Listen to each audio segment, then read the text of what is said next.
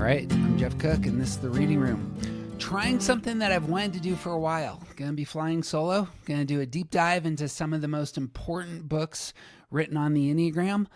Before I get into the book we're going to look at, I actually wanted to let you know a little bit about me. Some of you don't know much of my story, but I'm from Carbondale, Colorado. Bounced around Denver when I was real young, and I live in Greeley now. Greeley is the home of the University of Northern Colorado, which is where I got my bachelor's, but I have an MA in philosophy from the University of Colorado. Go Buffs.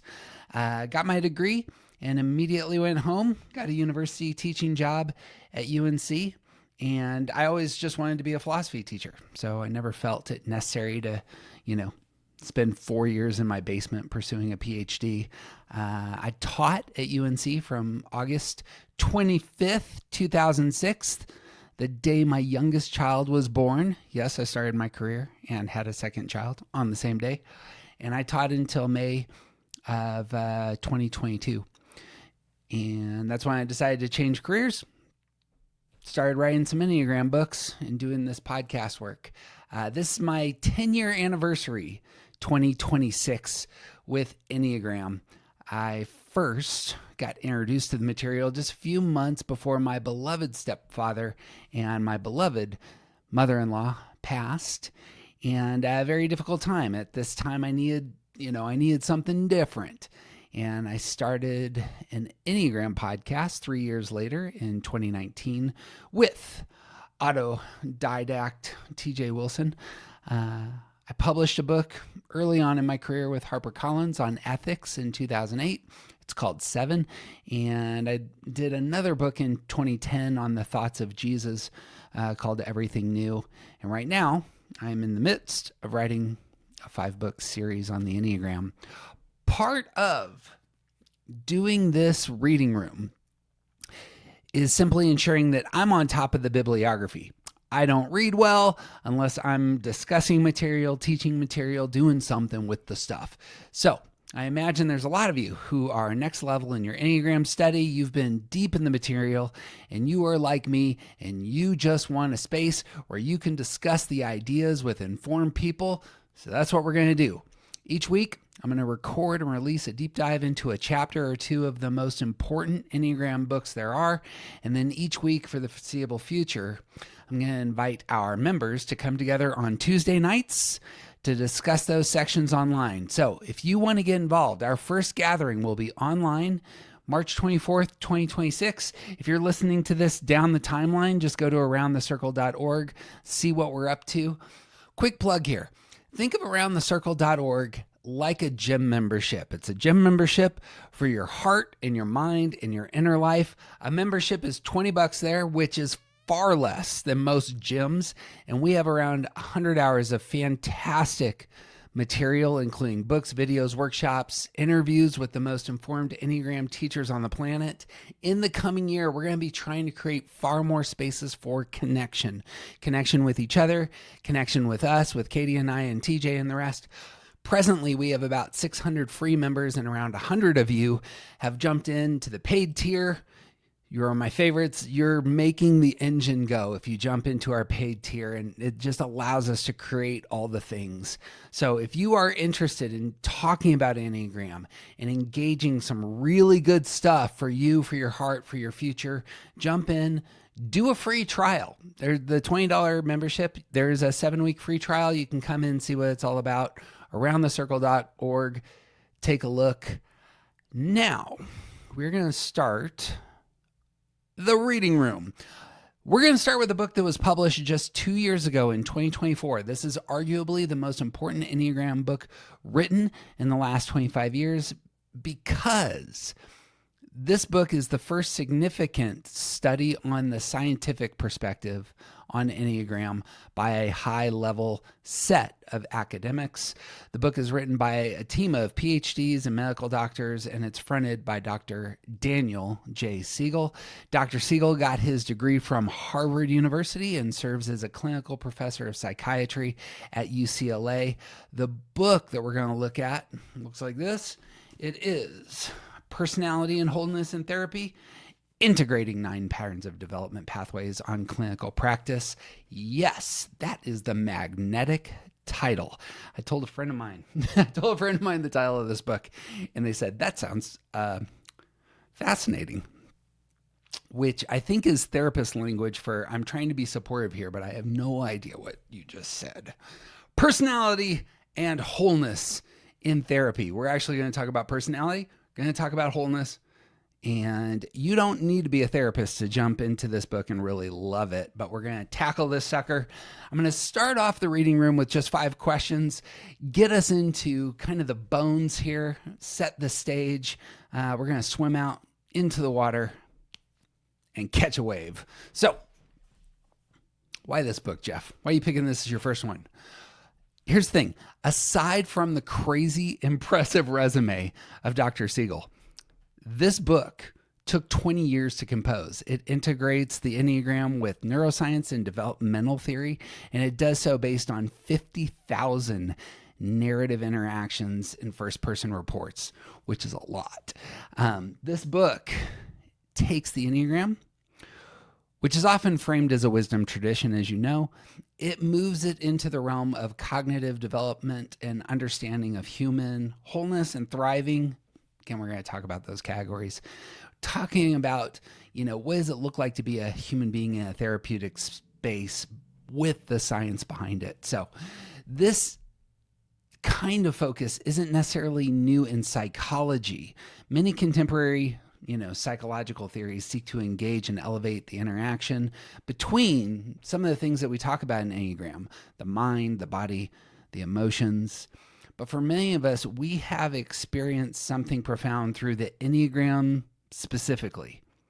And we have a question in the back of our minds and hearts, and probably something that our buddy keeps asking us. What do the scholars say about this? Is there any science around the Enneagram? And for many of us, the answer has had to be, there's not much. I haven't seen anything. Who knows? This book is a serious move in the direction of here's what the science can say about Enneagram, and here are all the roads forward for future study. So I just gave you my background, not as a scientist, I'm a philosopher. So what is it that I could possibly offer in doing a book study on a scientific text? What's a nice little philosopher doing in a serious place like this?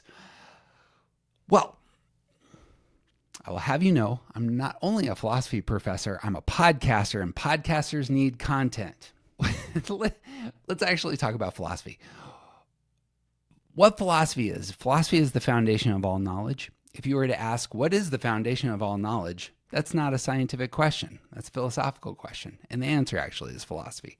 Philosophy comes from 2 Greek words, philo and sophia, which mean the love of wisdom. If you get the highest degree at a university, it is a PhD, a philosophy doctorate. That means you have shown yourself accredited in the love of wisdom of your doctrine. That's why you get a doctorate, and so you become a doctor. Philosophy concerns itself with the thought and theory of all the disciplines, be they in the sciences, music, literature, social studies, etc. You are getting a philosophy doctorate because you are concerning yourselves with the foundational theories and ideas, the foundations of knowledge in whatever you're studying. So you have a PhD in biology, you have a PhD in English, you have a PhD in music. All of that means that you have done serious business with the theories. It is the thing about philosophy is a very artistic enterprise, and it concerns itself with what we can know, what we ought to do, what exists, what has meaning. These are the sorts of questions philosophers ask. Philosophy is not the realm of data collection. Philosophy can tell you what evidence is, but it doesn't do the work of analysis per se. Philosophy is going to build theories. And if the theory is coherent, we can then send the specialists in, the real scientists, out into the real world and you see if the theory survives. But philosophy is about theory. A lot of this book, Personality and Wholeness in Therapy, concerns itself with theory because it's having to make a big pitch Is Enneagram scientific? So, third question, what is the overlap of the sciences and philosophy when it comes to Enneagram? It's in that space. In my view, the Enneagram at its core is a theory about human motivation. It postulates that when all the evidence is in, all human motivations can be categorized into 9 camps. That's a big claim. I think it holds. I think there's good reasons to hold this.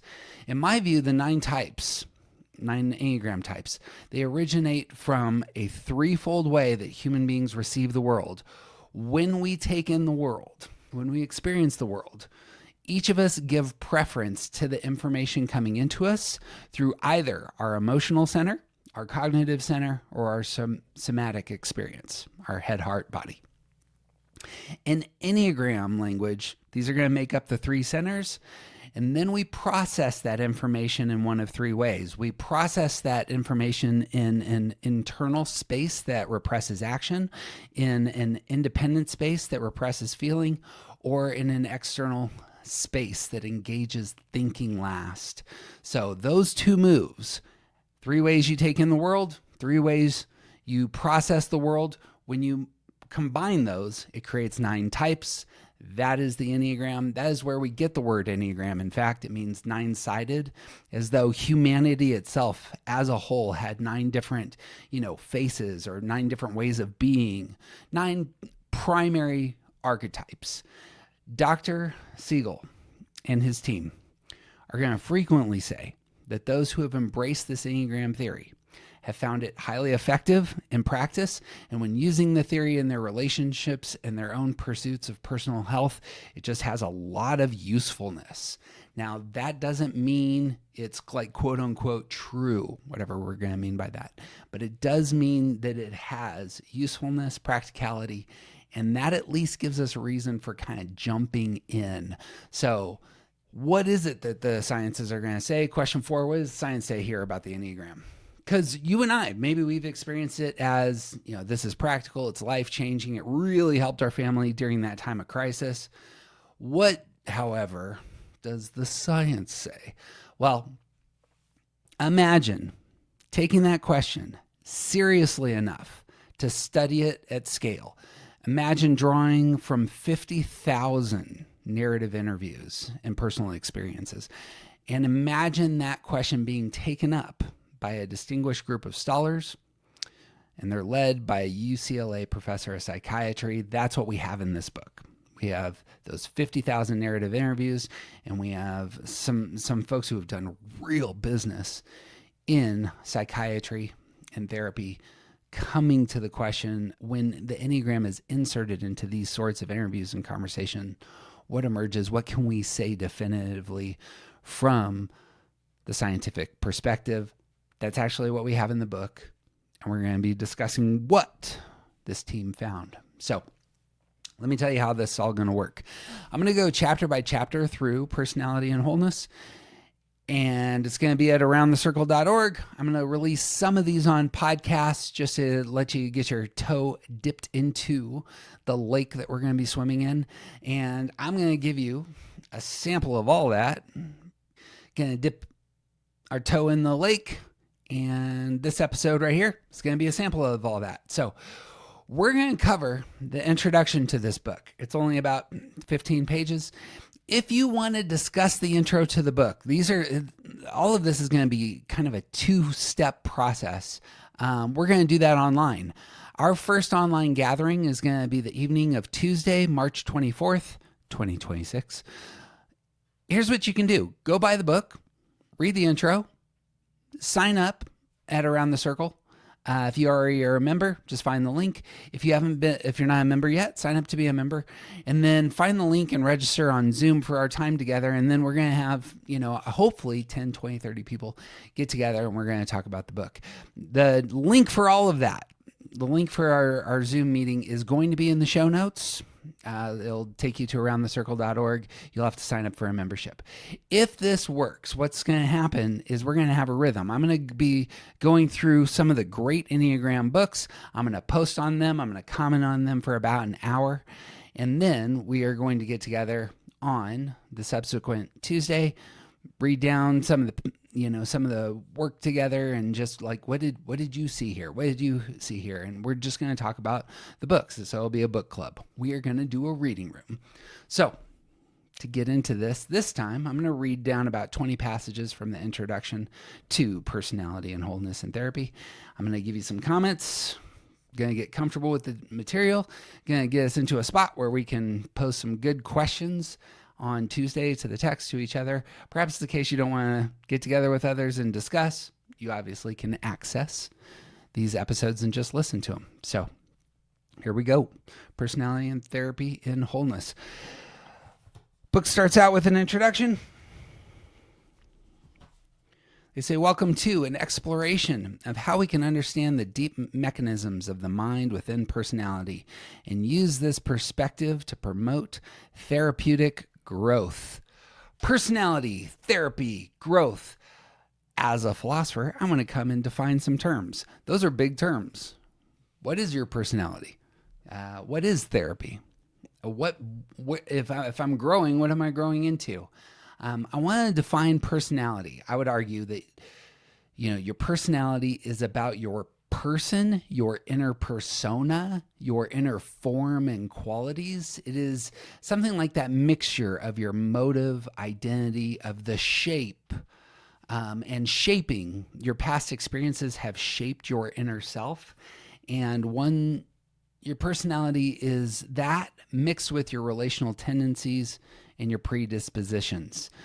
Both in Enneagram and outside Enneagram, personality seems to name this sort of thing, the patterns that you have within you of thinking, feeling, and doing. That cuts across a ton of psychological theory, which we could talk about in the future. But obviously, those are big Enneagram categories. Your persona is made up of that inner life, and it gets expressed in your thinking, feeling, and doing. And that shapes how a person perceives the world and responds to it. Personality then is it's just a huge idea. You are, in large measure, your personality. Personality of all things comes from a Greek word, I believe, that is about a mask. It's the mask you wear. I always trip on that a little bit because, your identity, your true self, I think that there is something about your personality that overlaps those. But we're going to explore this idea a ton in this book, and we're going to do that later. The second is therapy. Now, this book isn't only for therapists again. It's for those who are interested in just what the sciences say, what can be said, definitively through the physical evidence about the Enneagram in practice. Therapy, it seems to me, is something like it's like a relationship. It's a structured relationship that you have with a trained guide who's going to help you understand your thoughts, feelings, behaviors, right? And sometimes this is done with a target, like you want to reduce the suffering in your life or you want to increase your ability to connect with other people. You're going to a therapy to understand feeling, thinking, and doing with some targets in mind. And again, very much what Enneagram seems to be about at some level if you start doing the work. And the work is about growth. And so growth, again, in this quote, they're providing a perspective to promote therapeutic growth. And growth is a value term. It's actually a philosophical term. The sciences can't tell you what you should aim at, what you ought to aim at. The question of should and ought is very much philosophical language. So what I assume is being meant here by growth is that, through this study, you're going to have a greater self-awareness. You're going to have more emotional regulation. You're going to have more capacity to connect with other people. And I think big for him is going to be something like freedom to choose healthier patterns of thought and action and perhaps feeling. So that's our quote 1. Quote 2, moving into the book. As the first name author of the book, I, Dan, want to invite you to come alongside me with my co-authors. Notice this list: Laura Baker, PhD, David Daniels, MD at Stanford, Denise Daniels, PhD, and Jack Killen, MD, as we journey into an interpersonal neurobiology framework of the patterns of feeling, thought, and behavior that are characteristics collectively known as our personality. One last term that pops here is interpersonal neurobiology. That's a tongue twister. Interpersonal neurobiology. That means that you're studying how the brain, mind, and relationships are interacting with, other human beings, but specifically, how do the brain, mind, and relationships shape our human development and our emotional regulation and our well-being. And lo and behold, Dr. David Daniels coined this word, and is a founder of the concept and approach to like looking at what does it look like for all the things going on within us and without, how do they shape who we are. Apparently we got a good guide here, and he is very, just to say it, he is very attracted to what the Enneagram has to offer when it comes to that topic, which seems to be quite important. How are you formed anyway? So, quote 3. This book is our attempt as 5 scientists, 2 trained as empirical personality researchers, and 3 as physician scientists, with 2 of us being psychotherapists, to offer you a scientifically informed framework of personality and its application in psychotherapy. There is a tremendous amount of empirical scientific study needed to validate or disprove the framework we are proposing, and he's going to go on. But I love this insight into where he's at. Lots of empirical scientific study needs to be done to, one, either validate or disprove the framework. So right up front, he's being humble. This book isn't going to do the full job, but it's also the case. And this needs to be said. And I say every time I debate Enneagram with folks, I say this 28 times because it just is the case that for those who are critical of the Enneagram, you haven't done the study yet. And I know you haven't done the study yet because I've looked at the literature. I've done the search on JSTOR. I'm familiar with every article that's been written about the Enneagram through scientific journals, and it just ain't much. The question on the table is partially, has the Enneagram been validated scientifically? But on a flip side, and a really important side for those who are critics and skeptics, it hasn't been disconfirmed. And here's the thing about theories. Theories are never, ever, ever proven. Theories aren't a black and white thing like that. Theories can be disconfirmed, but nobody has done the work to disconfirm the Enneagram yet at a level that's satisfactory. There's a lot of folks who pitch ideas, but a lot of them are trash. Setting that aside, let's talk about confirmation. Here's the thing about proving theories. There's really 8, notice this, there are levels to how one would advance theories. The first is, for example, does this theory make sense? Is it coherent? I think the Enneagram is incredibly coherent. Passes level 1. Does it seem true?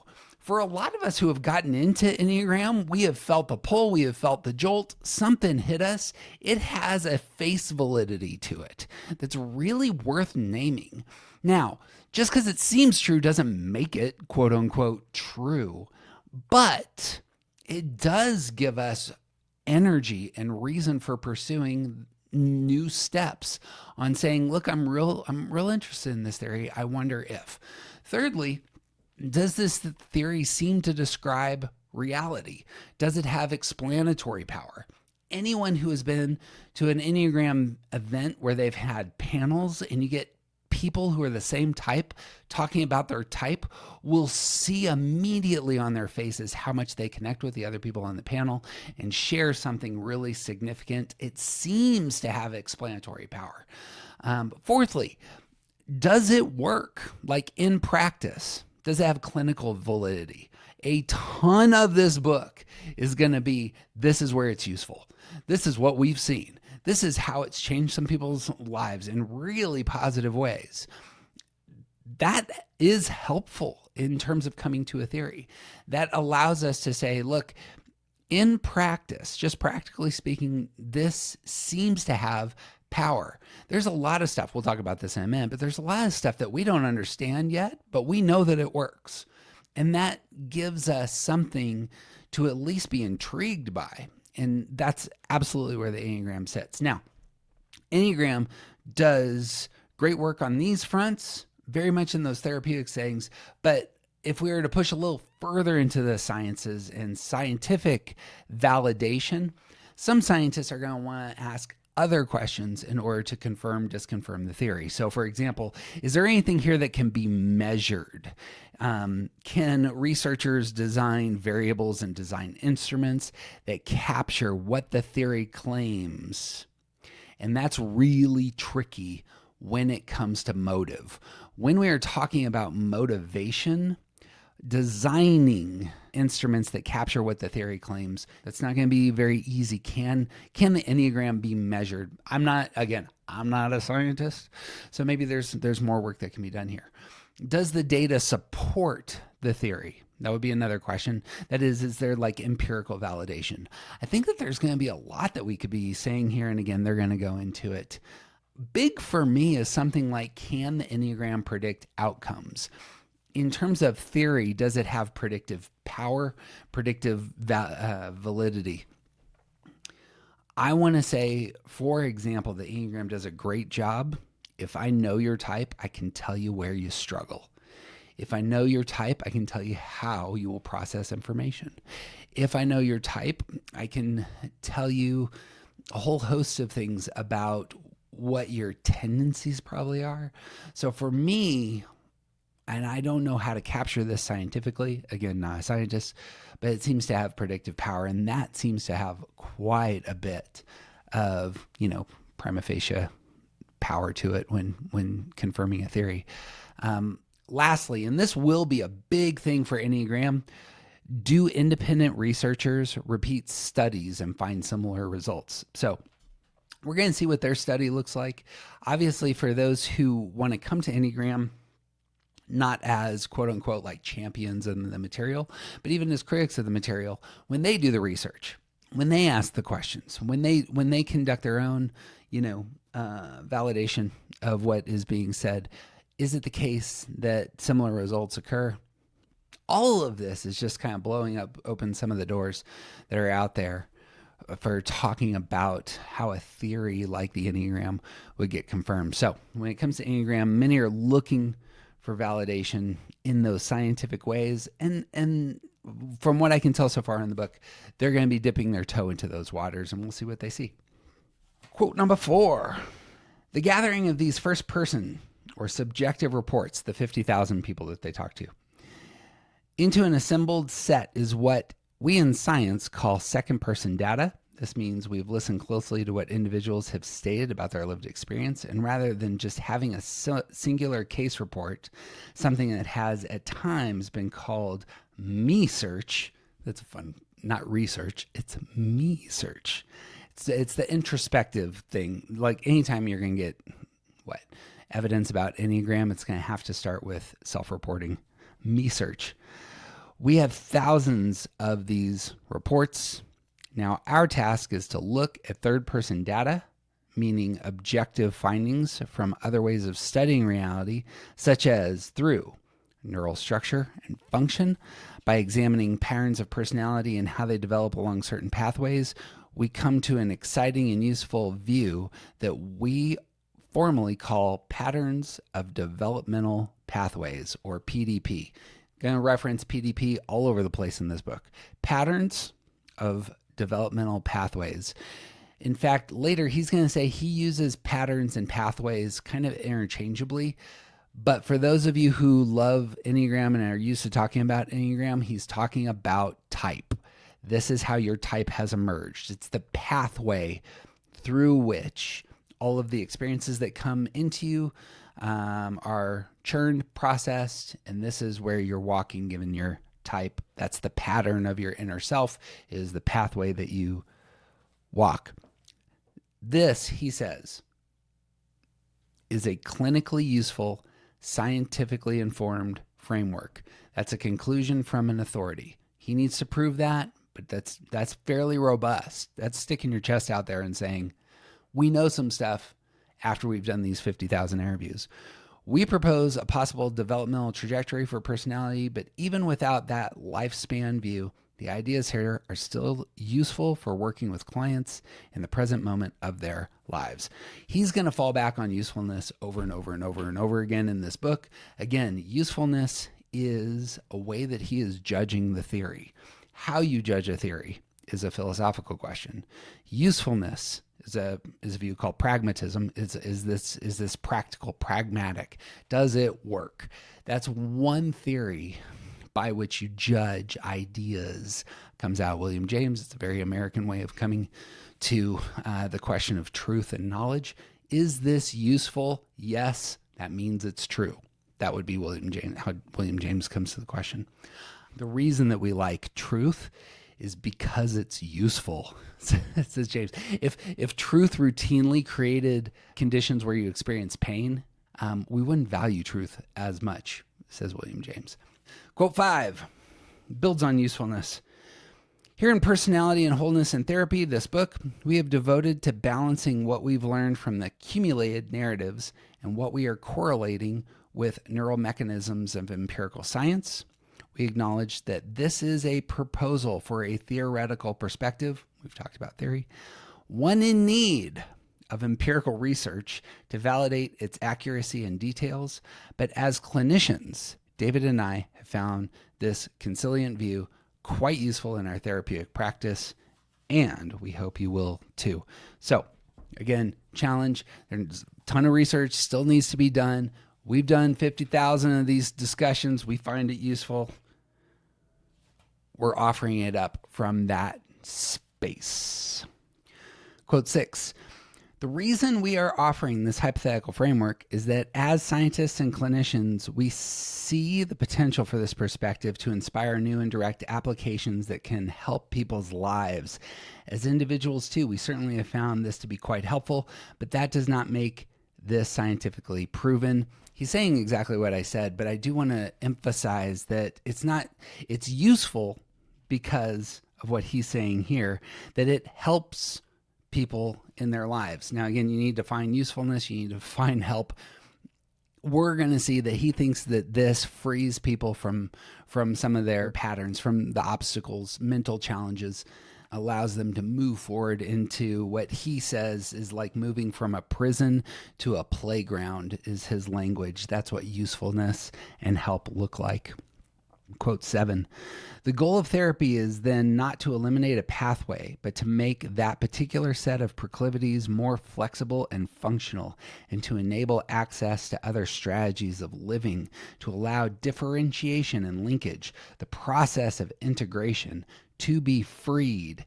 Integration enables a life of harmony to emerge, one characterized by flexibility, adaptability, coherence, energy, and stability. I should have just waited for a second. There it is. That's what usefulness means. You free. This is a tool for freedom. This is a tool for integration. This is a tool for flexibility. This is a tool for adaptability. This is a tool for coherence, energy, and stability. If it provides those things, if it just provided one of those things, if it provides those things, then it's got some value and ought to be looked at and studied and even adopted as, UCLA professor of psychiatry. This man is saying this is where the Enneagram falls in terms of its value in conversations with clients. It strikes me as real powerful. Just because something comes from an authority does not, by definition, make it true. But arguments from authority do have significant power, because when authorities speak, they can say, look, I am familiar with all the questions on the table, and here is my opinion based on what I know of the evidences. And again, that's about the best you can get with theory sometimes. It's just like the people who have really gotten into this, who have done the study and know the background literature and work in those spheres, when they come and say, this is my conclusion, yeah, you can, that's powerful stuff. So, quote 8, While mainstream psychiatry, in which I was initially trained, focuses on personality disorders, quote unquote, and generally not on personality itself, the broader field of mental health has a robust set of theories about personality that offer a range of models from which to draw ideas about our enduring way of feeling, thinking, and behaving. Really important self-disclosure here. Look, in psychiatry world, we focus on what broken. We're not necessarily starting with personality itself. We're starting with personality disorders. Personality, however, matters. We need to think about personality. We need to not just jump to what are the flaws. We need to say, look, what does a healthy, whole person look like? And let's define health first before we start talking about infection and what's been subtracted. Now, that is a really useful way of coming to any topic. This is Augustinian to go into philosophy. It's like you start with what's real, and then you talk about what's been subtracted. Like you see this in theology. People will jump immediately to here's what the sins are, here's what's wrong, here's what you're doing wrong, as opposed to saying you are beautifully and wonderfully made. And let's focus on that first before we start talking about dysfunction. You'll also hear a lot of my Enneagram oneness, which I don't think I mentioned, coming out and how I'm coming to this book, and specifically comments like that. Go 9. That is longer. With all of this existing theory, which we've talked about, with all of this existing theory, why would we need yet another model of personality? Why do we need, why even go down the Enneagram path? We got the big 5. We got Myers-Briggs and all the rest. Here's his answer. The Developmental Affective Neuroscience Foundation included in this PDP model, in this pathways typing model, we hope you'll offer a unique and powerful way of understanding personality.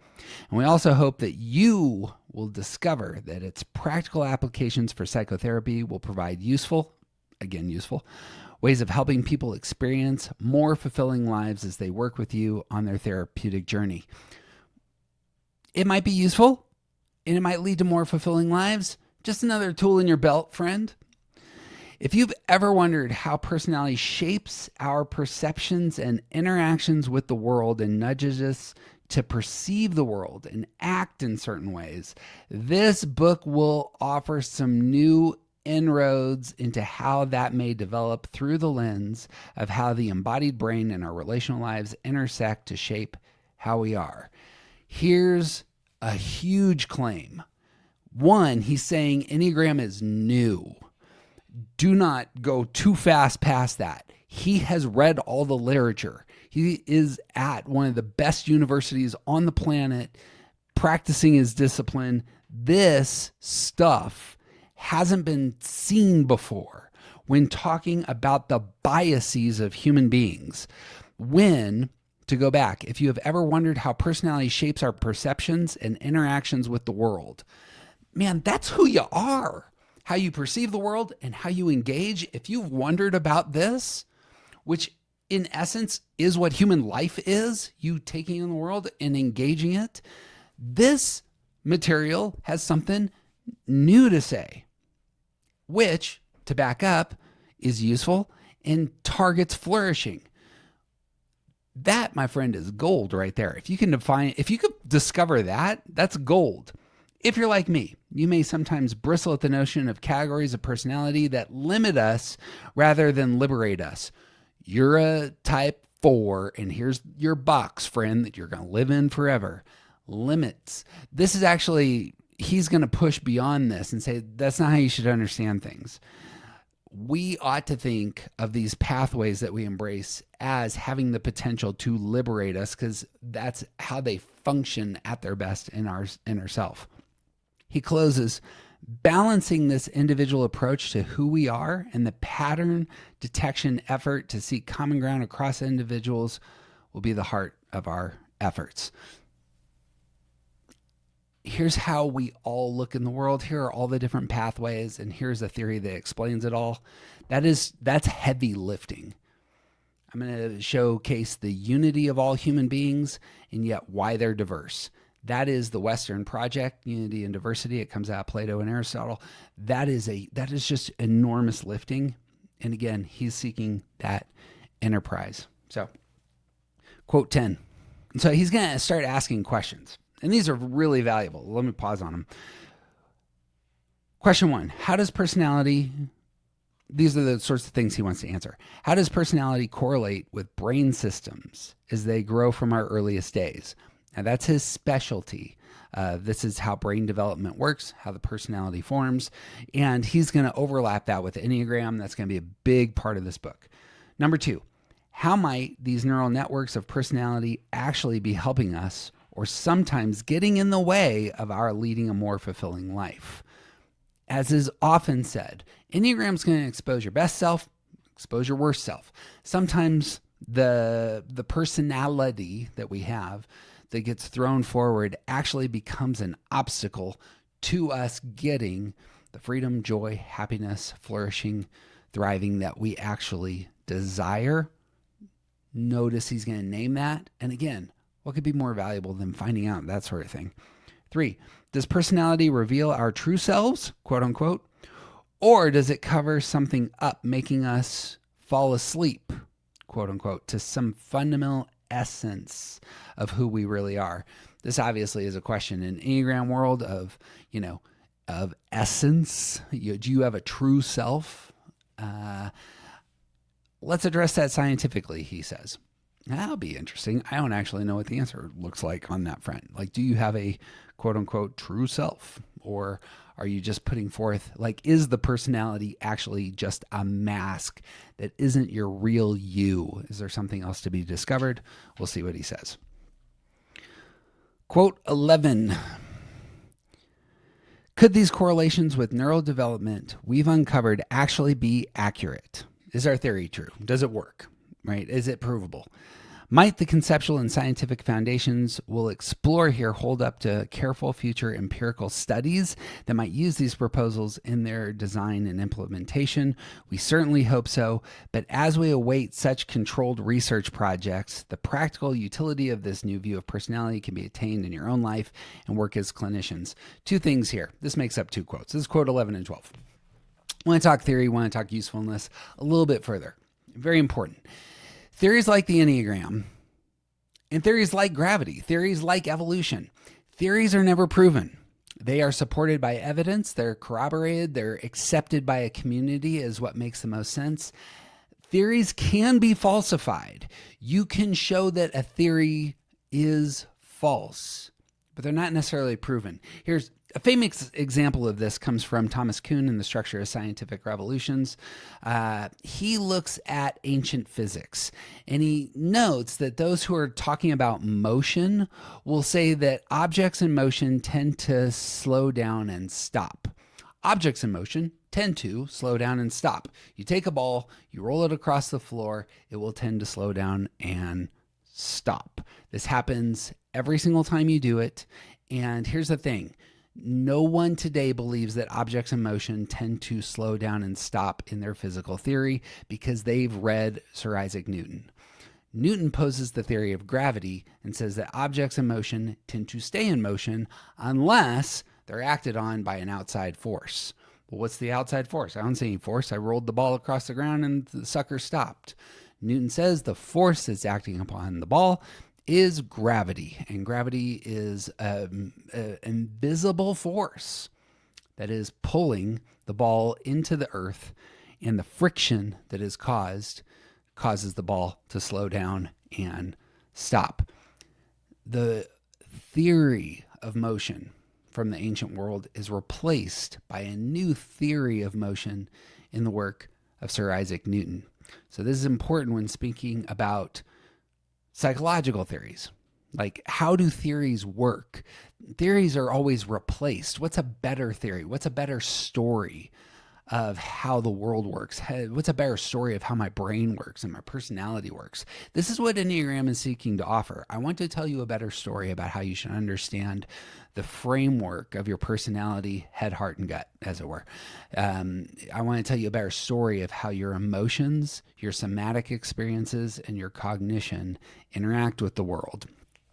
Your personality, your personal experiences of Enneagram is actually evidence. It's, but it's phenomenological evidence of the Enneagram. Let's break this up. When coming to the Enneagram, in your experience, there is the evidence you can personally experience, that like personal evidence. It's also the case there's evidence, like, again, multiple people who have your same type who are saying, I have the same kind of experiences as you do underneath, that the person I love the most does not. It makes us the same kind of type. We have an archetype. That's real. And that also counts as evidence of a theory. When on the highest side, when the Enneagram predicts patterns and struggles and the thought processes that people who have a type 5, type 7, when it can predict where they're going to struggle, what they're going to think about, how they relate to the world out there, where conflict is likely going to emerge in their lives. This is going to be confirmation of a theory, at a different kind of level. And when talking about theories and what counts as evidence, what counts as what can be proven, these things matter. They don't all have the same strength. Your personal experience as evidence is generally considered weak.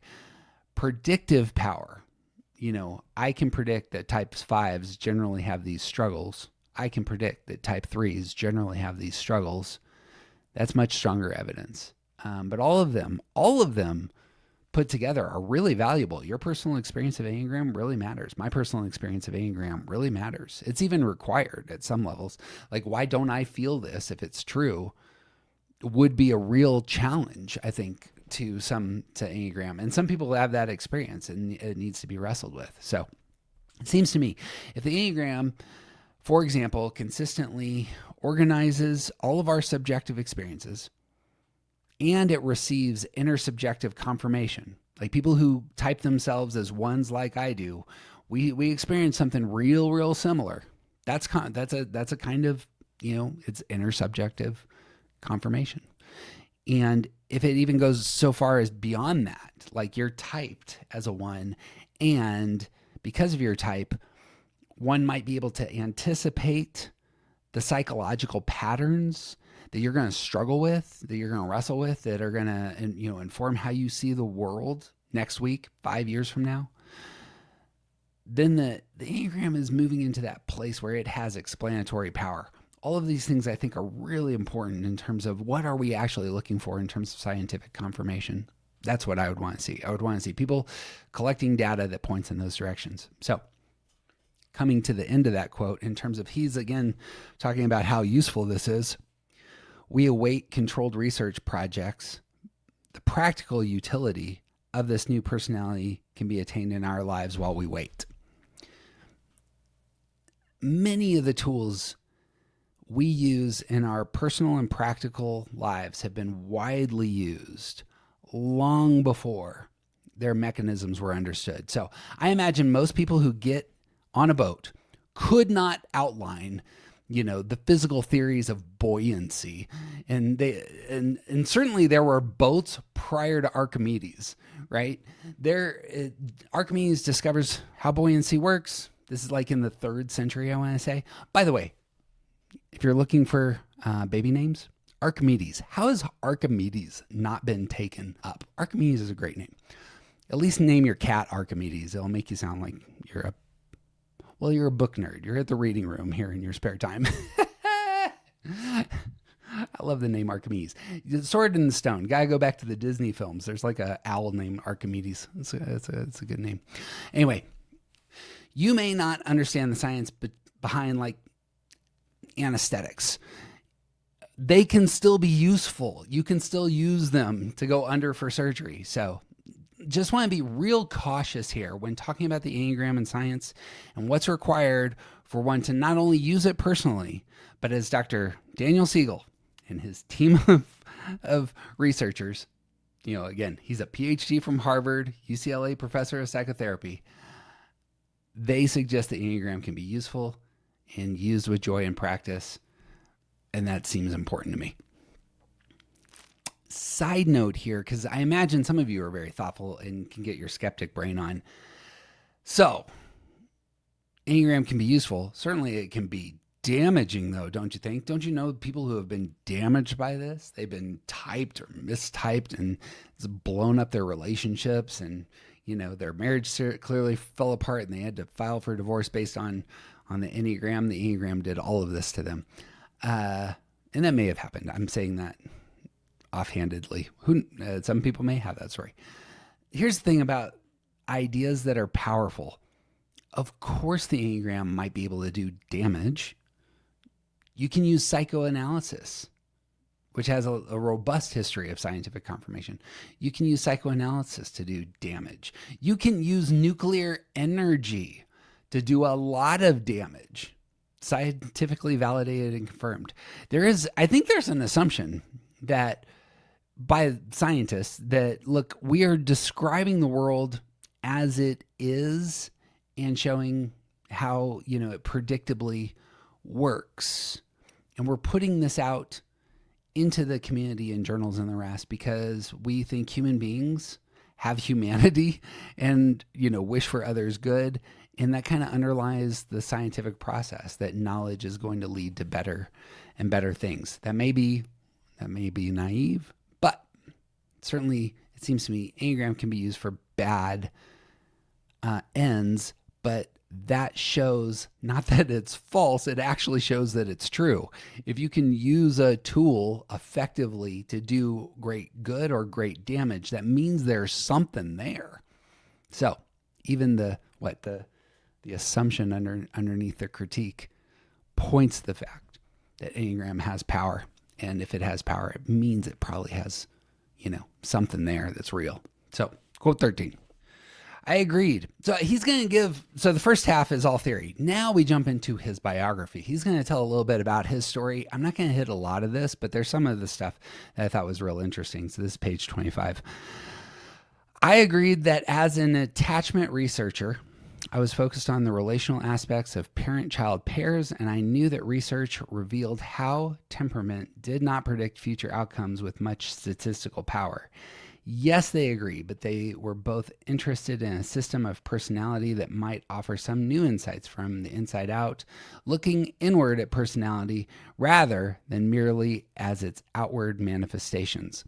This is another confession, and I just want to bring it up that, how should we look at human beings scientifically? It seems like one trend suggests, reversing the order. A lot of folks, when coming to a human being scientifically, are going to first and foremost look at their behavior. What is the behavior this person is exhibiting? Can I categorize this behavior? Can I watch human beings doing the same thing over and over and over again? At what frequencies? And all of it's behavior focused. Motive and why you're doing the behavior is invisible. What Siegel discovered in his talking to folks about Enneagram is that perhaps this should be reversed. You need to analyze behavior last, and you need to look at motivation first. The outward manifestations can be assessed, real easily through scientific observation, and probably that's why science is more drawn to behavior. But they don't tell the whole story, and we know this. Motivation matters. So there's a question in modern philosophy, and this is a huge thing in modern thought. It comes out of the work of Immanuel Kant. Kant says that the starting point of all knowledge moves toward human perception itself. If you want to know what knowledge is, you need to examine human perception. And Kant argues that the mind does not merely receive the world passively. Kant argues that it structures the way the world around us appears. Like as perception is coming at us, our mind is like grabbing it and putting it into categories. It's like you can imagine an ice cube tray. and you pour water into it. Like the water is loose and disjoint, but once it goes into the tray, it gets categorized in each of the little slots. Kant wants to argue that's what our mind does. It takes everything we experience and it layers it, puts it into categories. That's in essence what is taking place with your Enneagram type. Like it is taking all of the things that we experience through our emotions, through our somatic experiences, through our minds, and it is systematizing them in a way. And given our type, the mind is putting forth a preference towards, the mental side, or the feelings are given preference given our type, or our somatic experience is given preference, right? Body types 8, 9s, 1. They want to say that their intuitive experience matters more. The world is coming at them, it's getting categorized, yet our intuitive experiences have more value and should start first. 5, 6s, and 7s not going to go down that path, right? 5, 6s, and 7s who are head types are going to elevate the cognitive and what it might get us in the future first. And then heart types are going to elevate, as of first importance, the emotional center and what it has deduced. This seems to me really important when it comes to what is the Enneagram actually giving language for. Well, it's giving language to how we engage experience. This is something that was a discovery for Siegel, that I need to move away from just focusing on behavior to focusing on what's causing their biases and how that's producing motivation. What's really interesting, side note, is Enneagram doesn't just stop there. The Enneagram is just such a robust theory, right? Big 5 is easy to prove because its scope is so narrow. Enneagram is saying this is how you receive the world, and it doesn't stop there. It says this is how you process the world, this is how you interpret the world, and this is the stance by which you engage the world and then assess. That is a huge system. But underlying that is what, Siegel says here, is that behavior doesn't matter first. Behavior is actually the last domino that we should assess. What we need to do is turn toward the inner life. That needs to be looked at, and that's very difficult, again, to do scientifically, but that's the project here, and I find that incredibly helpful, wise, and good. So, 14. What intrigued me about Enneagram system was something about its postulating that there was something you might do to gain inner wisdom about how to move from lower states of functioning to more adaptive higher states. Now, once he got into Enneagram, he was like, not only does this describe why someone would struggle with lower functioning, those prisons of the personality, the way the personality is throwing up obstacles, it also shows us how we might adapt, how we might use this insight into gaining quote unquote higher states, what we talked about before. I gave a big long list of here's where it's useful. But his discovery of that, I think, again, really important because this is a specialist in this field. Quote 15. This is longer. And this is, biographical, but I thought it important. So he goes to a workshop. At this workshop, this is when he was first introduced to the Enneagram. At the workshop, I was given the opportunity to interview whole groups of individuals of a given Enneagram type. That system involves 9 distinct types or pathways, each with a number, designation, and a name, each an equally valid way of experiencing life in the world. Simply different from one another.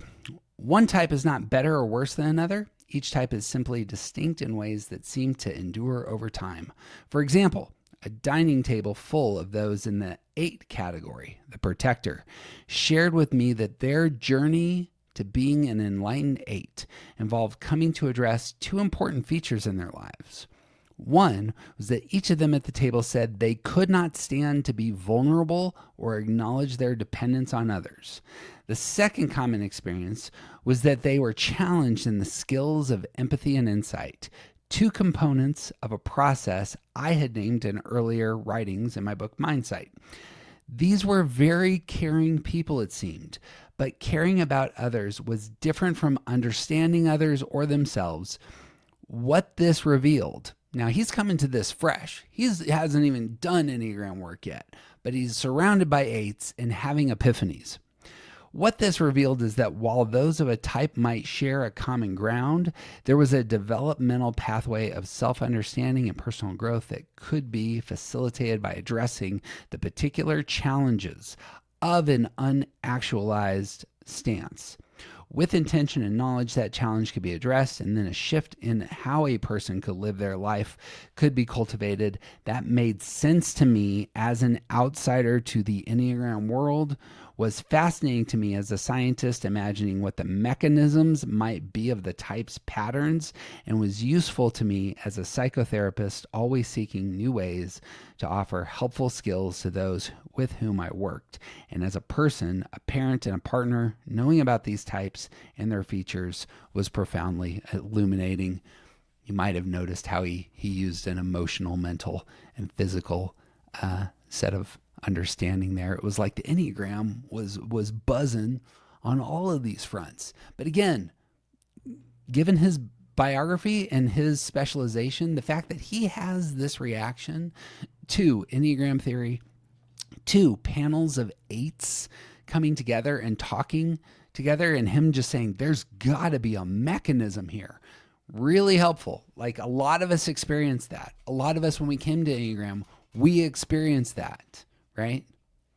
But we're not informed neuroscientists, but this guy is. That matters.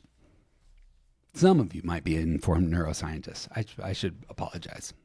Who knows who listens to my silly ramblings about books that I'm reading for the first time. 16. This is the structure of the book. He ends the intro with saying, all right, here's where we're going. So first 3 chapters that he's going to do, they're going to cover big idea number 1, the notion that understanding and working with personality can indeed be clinically useful using the PDP framework, that is these 9 types, since the system goes beyond the surface traits to reveal what is inside and underneath the external manifestations of personality. So these first 3 chapters are going to focus on usefulness of all this material. Sounds good to me. Big idea 2, our developmental hypothesis of how the patterns might emerge from infancy and develop across the lifespan to become adaptive strategies that make up personality.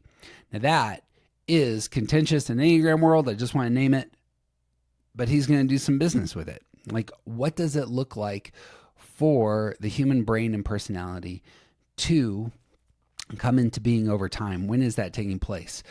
Going to bring up a bunch of buzzwords like nature and nurture.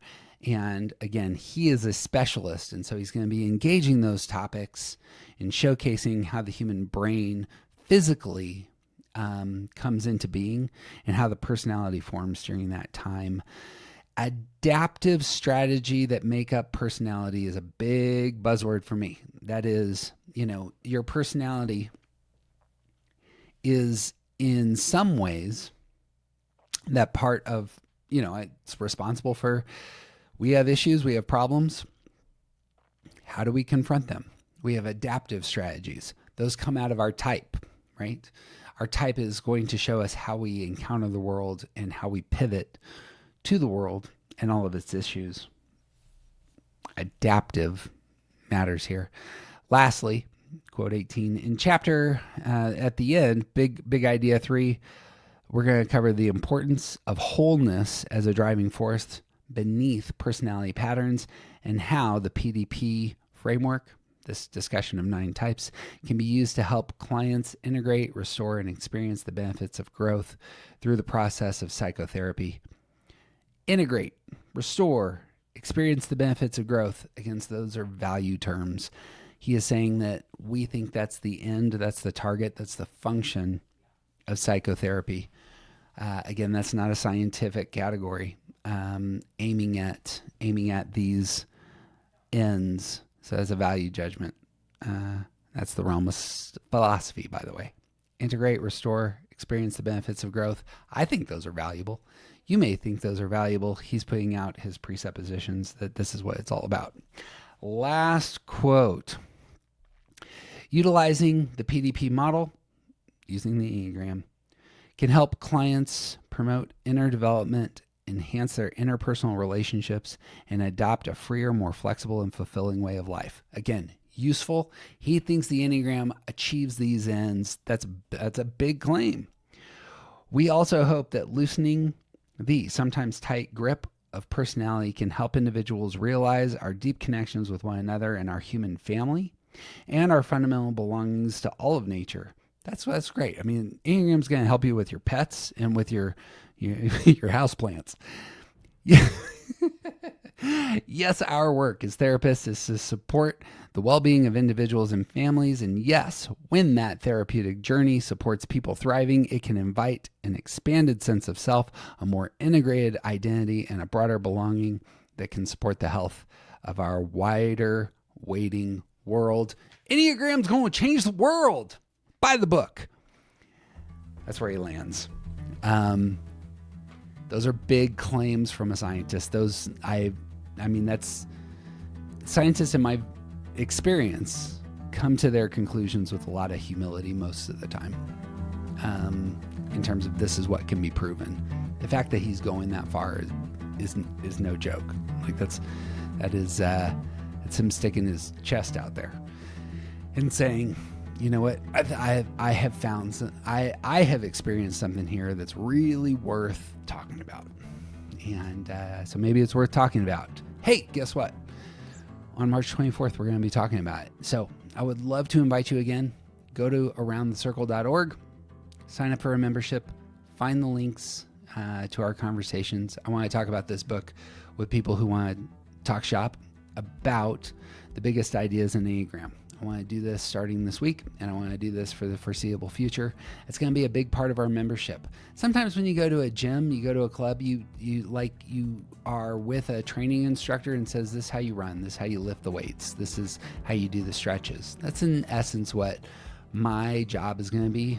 It's just, I'm just a instructor and saying, here's how we're going to do this. But you're the one that are going to lift the weights, run the mile, do the stretches.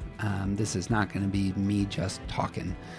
We're going to do this all together, and we're going to ask hard questions, look for big answers, and really, again, engage some of the best thinking on Enneagram that's ever been there, which, according to Dr. Siegel, is how we change the world, our human relationships, and our, connection with houseplants and trees and all the things. I love they went that non-personal way. Anyway, that's what we're up to. I hope that this that hits you where you're at. I would love for you, if you are on Patreon, give me a comment. Tell me what you saw here. Tell me how these can be improved. One that I need that sort of thing.